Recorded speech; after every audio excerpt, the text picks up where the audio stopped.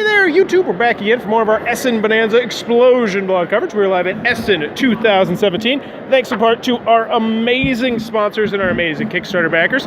Check them out. Click them on the linkables down below. Tasty Missile Games, Fallen Dominion Studios, Arcane Wonders, and Gatekeeper Games. They rock. They help send us here so we could talk with Kai about his new game, Albedo. And you're the designer of it, correct? Yes, I'm the designer. Hello, I'm Kai, and it's a quick game, 35 to 45 minutes of playtime, and due to simultaneous action selection, this playtime is always the same, regardless of whether it's 2 players or 8 players. And with one game box you can play it with up to 4 players, and if you combine 2 game boxes you can play it with 8.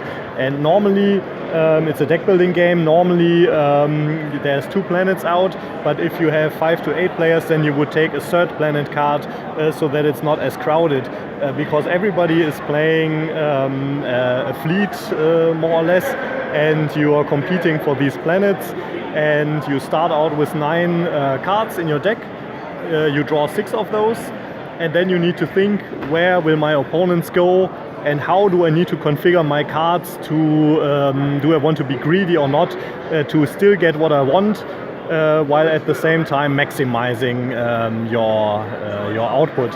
And I probably didn't explain it very well, but if we look at the cards, if you kind of zoom in on the fighter here, you see that it has a space combat value of 2 and a ground combat value of 0. But if I rotate the card 180 degrees, then it has a bomb loadout, 1 space combat value and 1 ground combat value. And you need the space combat values in order to win if you compete for the planets. If you compete for the planets, there are 3 locations, one in the lower left corner, one in the lower right, and lower left, upper left, and lower right corner. And the player who has the highest space combat value gets to pick the first location, and then you need the ground combat to actually conquer these sub-locations, which will give you new cards or victory points. And after 7 rounds, whoever has the most victory points wins the game, except if there's a tie, and then the name of the game comes in, because every planet has an albedo value, and that serves as a tiebreaker should people are tied. And this is out right now? Yes, good that you remind me. It's basically debuting at Spiel. It's a mini print run of just 60 copies, so 30 are for sale and 30 are for reviewers and the people who actually contributed to this project. And this Saturday I'm running a Kickstarter campaign to make a larger print run and to make it more widely available, and also to maybe improve on the card layout, because even though I commissioned some art, I asked artists to draw pictures. Well, not asked, I paid them to draw the pictures, but I had to do the card faces myself, and I think you can see the difference. And I want to have also, done by a professional artist, a card face, and for that I'm running the Kickstarter.